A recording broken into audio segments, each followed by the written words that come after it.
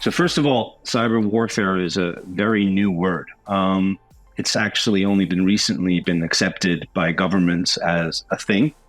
Indeed, cyberspace has only been recently accepted as a thing. It's only legally existed since 2008. Before that, it was simply a term of science fiction. And information warfare still doesn't exist really as a thing. It only exists as a concept. And there are two differences between the general concepts of information war or info war and cyber war, which used to be called information operations in the military. Firstly, information operations, i.e. cyber war, only happens during times of declared conflict and is usually similar to an armed attack. So it's an act of militaries, it's a use of force. It could also include intelligence activities, but it only happens at declared intervals. Information warfare, according to this interpretation, happens always. It's always on, irrespective if you're in wartime or you're in peacetime. And therefore, information war as a paradigm is firmly located in the Russian and Chinese strategic area. It's something that they concentrate on rather than Western powers. The second difference between info war and cyber war is that in info war, it's not really the confidentiality or the integrity or the availability of the data that's most important.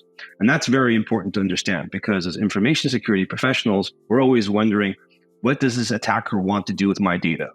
Why do they want to impact the confidentiality? Why do they want to impact integrity? Why do they want to impact the availability? In information warfare, they don't care about any of that. They care about the act of the attack, the political narrative they are generating, the responses that come from that. And that is very difficult for technical specialists to understand, that basically the attack is more important than actually the status of the data. And that is unfortunately something that we're dealing with in cybersecurity today, is that when we think we're dealing with an information security incident, we're actually dealing with an information warfare situation.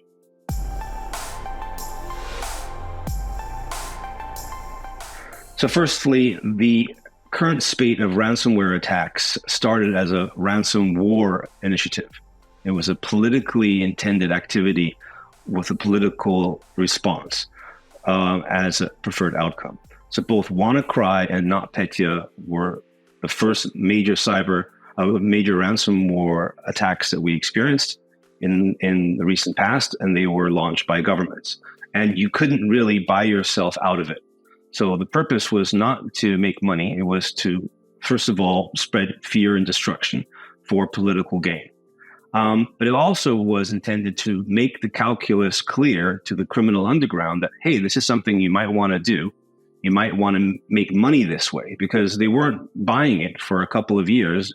The options had been available and they weren't picking up on it. So the second purpose of the WannaCry and NotPetya attack was to effectively make it clear to the criminal underground this is something they want to do.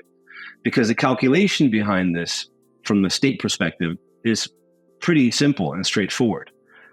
Spreading destructive cybercrime, in this case ransomware, increases the load on cyber defenders, meaning that they all have less time to deal with state-sponsored attacks. Therefore, it's a win.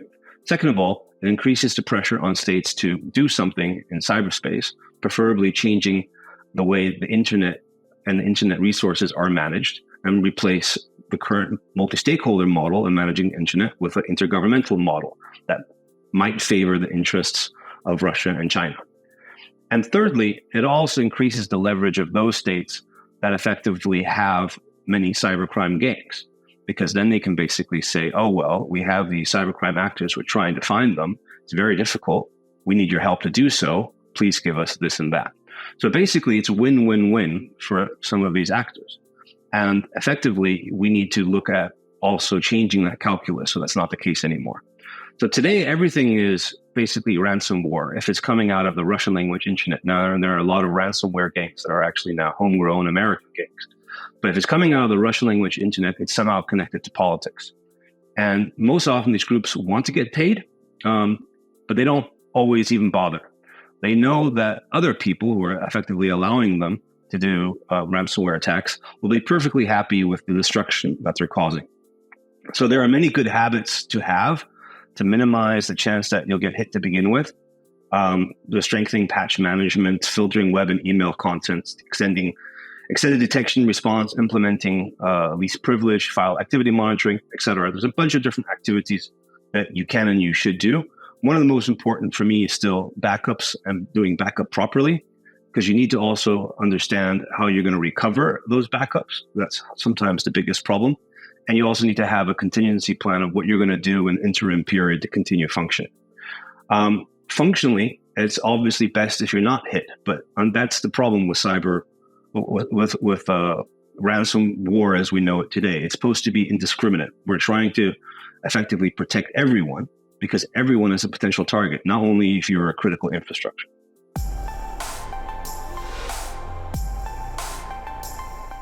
Well, this is one of the most interesting developments we should all be aware of right now, is that effectively in the United States, just a couple months ago, the SEC enacted a new cyber regulation.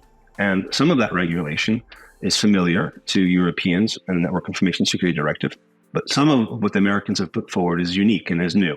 And that namely is a requirement that boards must have adequate oversight of cybersecurity risks. Now, this is a new world for everyone because it means that boards will have to show yearly on a form that all the members of the board have been adequately informed about what kind of risks they face as an organization. This has never existed in an industry before, and this changes the calculus completely. Because previously the calculus was push it down to the technical level or push it out to the cyber insurance people. Now, people on the board will personally be responsible for being familiar with the risks that their enterprises face. There's two options that will come out of this. One will be that CISOs will have a lot more face time at boards. They will be directly involved in hopefully in some of these meetings. The other option is going to be that the boards overall will be much more open to receiving training and also effectively education from their own organization and outside. Because one thing is clear is that it's not possible to outsource cybersecurity risk anymore as boards have done so far. And this is great for all of us. So I'm pretty sure this will have an impact in Europe, and I look forward to dealing with this new world going forward.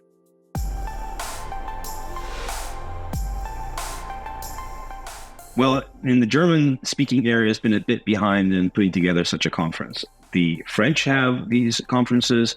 The English-speaking world, of course, has many of these conferences. But in the German-speaking world, we've been quite behind in having our own information security and cybercrime conference. So I'm very happy to have the opportunity to engage with my colleagues, learn new tricks, and have a beer or coffee.